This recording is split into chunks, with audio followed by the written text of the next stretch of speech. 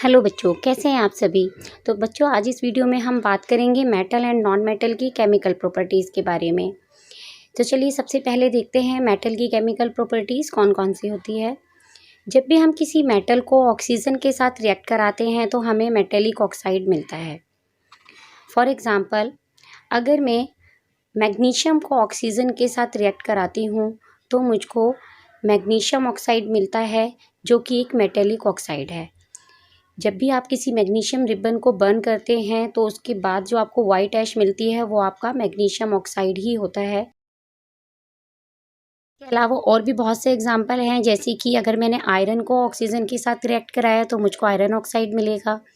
इसी iron oxide को अगर हम वाटर के साथ रिएक्ट कराते हैं तो हमें आयरन हाइड्रो ऑक्साइड मिलता है, जिसको आप लोग रस्ट के नाम से जानते हैं। आप लोगों ने देखा होगा कि कोई भी आयरन की चीज़ अगर हम नमी वाली हवा में यानी कि बारिश के दिनों में ऐसे ही बिना किसी प्रोटेक्शन के छोड़ देते हैं तो उस पर रस्ट आ जाता है, जैसे कि आप यहाँ पर देख सकते हैं। Reaction of metal with water. जब कोई मेटल वाटर के साथ रिएक्ट करता है तो हमको मेटल हाइड्रोक्साइड और हाइड्रोजन गैस मिलती है। फॉर एग्जांपल, अगर आप कैल्शियम को वाटर के साथ रिएक्ट कराते हैं तो आपको कैल्शियम हाइड्रोक्साइड और हाइड्रोजन गैस मिलेगी, जैसे कि आप इस एक्सपेरिमेंट में भी देख सकते हैं।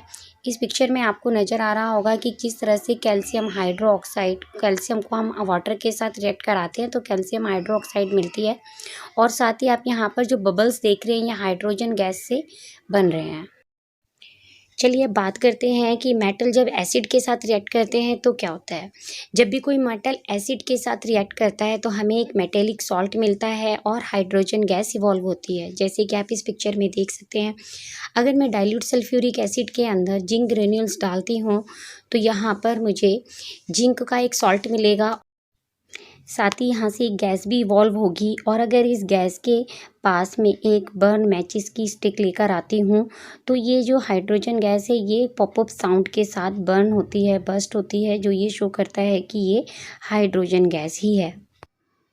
इस रिएक्शन को इस तरह से लिखा जा सकता है बच्चों, जिंक प्लस सल्फ्यूरिक एसिड, जिससे हमें मिलता है जिंक सल्फेट का सॉल्ट और हाइड्रोजन गैस। चलिए देखते हैं एक और एग्जाम्पल।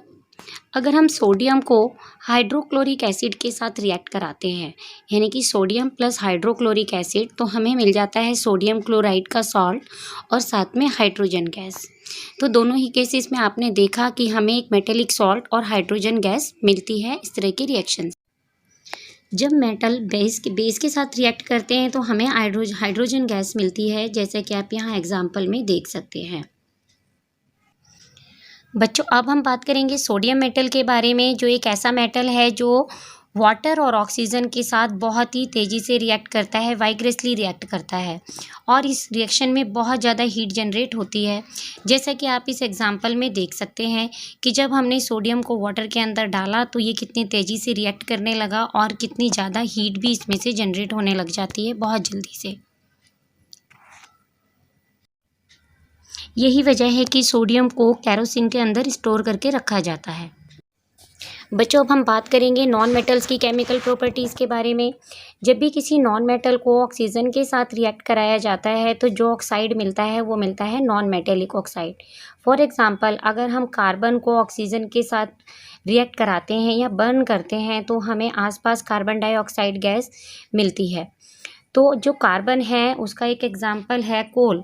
आपने अपनी डेली लाइफ में देखा होगा कि जब भी हम कोल को बर्न करते हैं तो कार्बन डाइऑक्साइड गैस आसपास बहुत ज़्यादा हो जाती है।